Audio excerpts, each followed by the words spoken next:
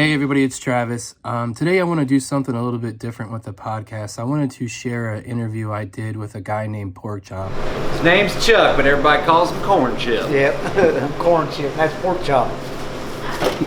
You know, he's currently in jail, and I just thought that it was a really compelling interview, really. I mean, he's let it all out there, the good, the bad, the ugly, his hopes and goals of getting out of jail, you know, what he's going to do, you know, everything. And I just thought it was something that people should hear and learn from. So enjoy.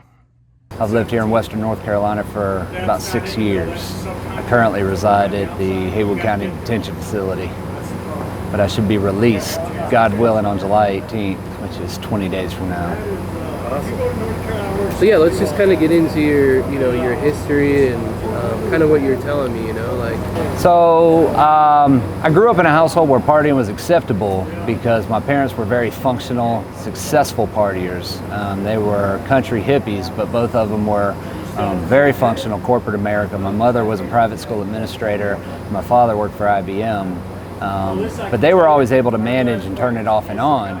Since they were able to do that, they thought I was automatically going to be able to do that. So from a very early age, I was able to drink beer and smoke cigarettes and smoke pot, and I was always able to keep my act together. You know, through my teens when my partying really took off, I was able to hold it together and just lie to myself and everybody else. It wasn't until my early 20s when I realized I probably had a problem, although I wasn't willing to address it, because my friends either started getting married or going off to college, and I just kept the party going. And one day I woke up and I was 30 years old, and I was living by myself in a trailer in South Carolina.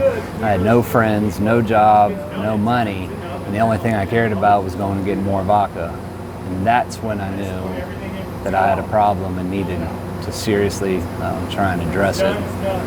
So I went to my first rehab when I was 30 years old at a place in South Carolina. It was a Christian rehab. And that's where I really learned who Jesus was and what his love was. So I got saved and accepted him as my Lord and Savior.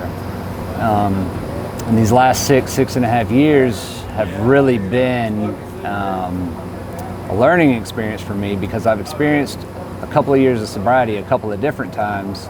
I've had some of the best years of my life and some of the worst relapses also. Unfortunately for me, relapse has been a large part of my story. I know it's got to be for a reason. I just need to figure out what that reason is so I don't have to continue to relapse. But I've been clean now since February 6th, when the police finally caught up with me. So when I get released, I'll have 6.5 months clean. And I'm really trying to, tackle it head on and do the necessary work to where I don't have to go back to the grips of addiction anymore. I've got safe, sober housing lined up with Rick Marvin, which is a blessing. And my main goals consist of, when I get out of here, getting plugged in to a local church and volunteering and just becoming immersed and, giving back. Because I believe it's what I'm supposed to be doing as a Christian, and it'll help keep me sober. Getting my gainful, employment established, which shouldn't be a problem. It never really is for me. And then focusing on the rest of the stuff, the materials. I think in the past I've always focused more on the materials and the financial side of it, which is why I continue to fail and relapse. But that's me thinking I know what's best for me, and we see where that gets me. So yeah, let's get into sort of what you're saying. You like to drink, and you said did you do meth or heroin? I did meth a couple of times. It wasn't what I was looking for. Alcohol and cocaine were my two biggest, but then I started smoking crack in my 20s. So it's really vodka and crack cocaine are the two that have really took me down. I've shot heroin a lot, but I'm more of a binge user, but towards the end I just kept overdosing and dying. I overdosed 4 times in 3 weeks, and I realized I wasn't able to successfully use heroin, so I stuck with the crack and the alcohol. But yeah, vodka by the half gallon. I normally drink about a half gallon a day and smoke as much crack as I can afford. most of the time it's between $100 and $200 a day. Dang, man. So yeah, maybe get into that, you know, like what you said in there, you know, like rich, poor, or whatever, you know, like addiction affects everybody, really. Yeah, so I've experienced and seen and witnessed all sides of addiction, and it doesn't discriminate. It does not care. I've seen, you know, rich, successful business people, you know, lose everything, and I've seen, you know, and hung out with the prostitutes and the homeless people, and they all end up in the same place doing the same thing. It doesn't care. I've got a friend who just got 25 years, you know, for habitual possession of methamphetamines, and she is, I mean, a gorgeous model, and she's lost everything to it. I've come to know that addiction, you know, the only purpose that addiction has is the devil's going to use it to come at you and little by little just take everything that you've ever had. It doesn't want to take it all at once. It wants to make you suffer. And little by little, it'll take everything from you until at the end it finally takes your life. I've lost everything but my life several times over. I've lost wife, kids, trucks, houses. I've lost my freedom. So the only thing I really have left right now is, you know, that I'm still breathing. But that's okay because, you know, God has given me another chance to get it right. So yeah, I mean, do you want to sort of talk about like the program that you're, you know, like, you know,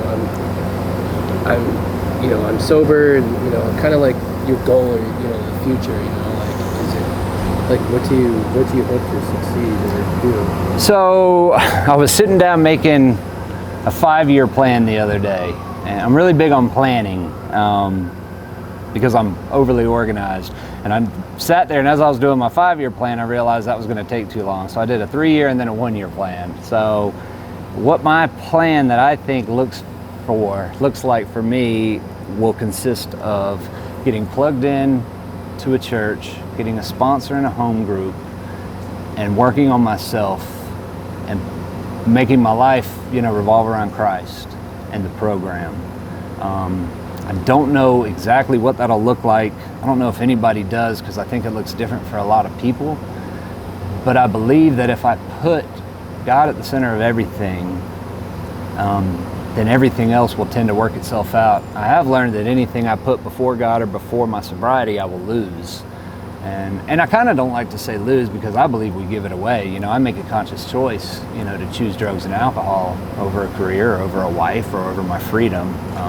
So I don't really like to say lose things. You know, I've given them away. I don't like meetings, which probably means that I need to go to as many of them as I can. That's what they tell me. So I guess at this point, what my immediate plan will look like when I get out of here will be latching on to somebody like Rick and just taking any suggestion he gives me, whether I like them or not, which is going to be hard for me because I'm so pride and ego driven. Because I've always been successful financially, it's hard for me to be told to shut up and listen, which is exactly what I think needs to happen, which is why I feel I gravitate towards Rick, because he's not scared to talk to me like that. And I respect him, which is why I will let him talk to me like that and know it's out of love and not just him trying to be a dick. You know, just some, you know, regular dude who I don't know before wants to get my face and fuss and tell me I'm doing this and that wrong. I probably wouldn't react well to that, but I know Rick cares. He's went out on a limb for me, you know, several times, and, you know, metaphorically I've spit in his face, and he came and grabbed me out of the cell the other day and brought me into the library and sat down and talked to me, and I had quit, you know, trying to pray and for what I thought I needed to happen. I want to live here. God, help me with this, or I think that. So I just started praying to open the right doors for me and to close the wrong ones. And a couple of days later, Rick came and got me and sat me down, and after we talked, he said God's put it on his heart to help me. And the things that God has told him to help me with are the exact same things that I want to accomplish and achieve. So it just seems that it's been divine that he's willing to go out on a limb for me again and help me. So I'm basically going to go to his house and do whatever he tells me to do, and I just know things are going to be a lot better than they are today. Awesome. So what was like the lowest of the low for you? You know, like what was like the breaking point that kind of or have you had that? I've had a lot of breaking points. People talk about this rock bottom. I've had a lot of bottoms. I believe we can continue to find new bottoms until the ultimate bottom, which is death. One of the bottoms was when I would sneak into my kids' room and steal money out of their piggy bank and make my wife drive me to go get crack at 3 o'clock in the morning while the kids were asleep in bed.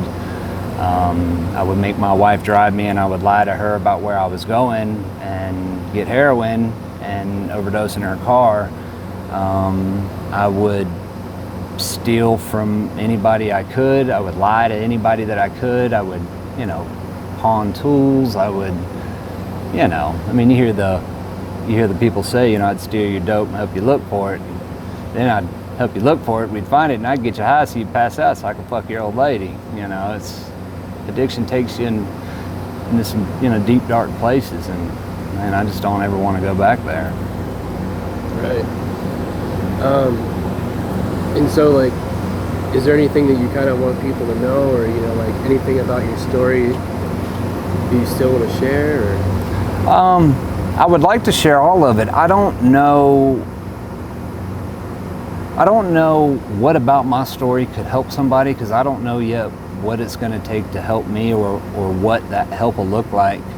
But I do know that I want to do anything I can to help people, because I believe that if we have the ability to help people, that we have the responsibility to help them also. I'm an open book, and I'm not afraid to talk about it, so I would like to share my story, and maybe it can help somebody else. But as far as for right now, I think I know what's best for me at all times, and we see where that got me. So I'm not sure exactly what that's going to look like. Awesome. I'm trying to think here. There's something you said in there. Oh, did you say that line, the addiction has no boundaries, or addiction? Well, yeah, I just mentioned that, addiction doesn't discriminate. It doesn't care who you are, what you look like. It doesn't care what you have. All it wants to do is, steal, kill, and destroy, anything and everything. So none of us are safe. Just because we're a product of a good environment or bad, we can't blame anybody or anything. The addiction wants to do the same thing to all of us. Oh, I forgot what I was going to ask you. Waynesville, kind of like, is this where you were when you were doing all that? Yeah, so I moved to Asheville when I first got sober. When I left treatment, I wanted to live somewhere that I had never lived before, and I always wanted to live in the mountains. So I moved here into a sober living facility in West Asheville, and from there I have relapsed and gotten sober and went to treatment and came back. But I ended up in Waynesville after I got married, strictly just because I couldn't afford to raise a family in Asheville. But the worst of it has been here in Waynesville. So let's talk about Waynesville real quick. Is there a drug problem in Waynesville? Like, is there a lot of meth on the streets and stuff like that? There's a lot of meth on the streets in Waynesville. Waynesville is overtaken by it, but there's a lot of drugs everywhere. Methamphetamine wasn't my drug of choice, so I was driving to Asheville to get my drugs drunk every day, every hour. I would run up and down the interstate. I would leave here in Waynesville and hit the interstate and run to Amboy Road, get $100 worth of crack, smoke the whole way back. By the time I got to Waynesville, I'd be out of dope, and I'd turn around and head back. But I have known a lot of people since I've become incarcerated and gotten involved in the program, and the methamphetamines here, it seems like, is just disgustingly everywhere, and it takes people out quicker than anything from what I've seen. And I don't know if you want to say something about like America's problem with drugs. America has a problem with drugs for sure. And like that's like a little microcosm of what's going on here in Waynesville. Yeah, I mean, America's got a problem with drugs. I mean, the world's got a problem with drugs. Everybody's got problems everywhere. What I think is the main problem is our lack of connection with God.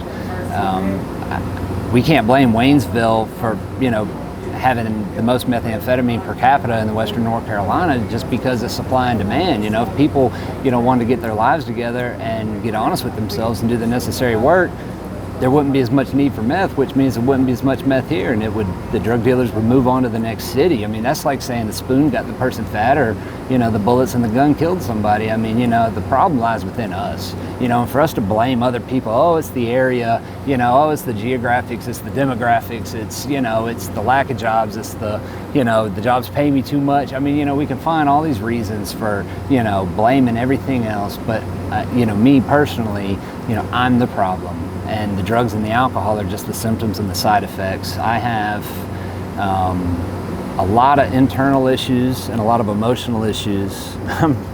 I say I'm the most insecure egomaniac you'll ever meet. But I believe that, you know, if I do the necessary work, then I will be able to cope with life on life's terms, and I won't have to continue to run back to drugs and alcohol, because all that's really doing is numbing. It's not solving, you know, and it's definitely not the problem. The problem is me. Awesome. And hold on, I guess. So would you say like do you know Rick's past and stuff like that? I know very little about Rick's past. I know as much as he's shared with me. I appreciate that about Rick, because he doesn't brag, he doesn't tell me his stories. A lot of people get wrapped up in telling war stories, and he's never told me a war story. He tells me what I need to hear when I need to hear it.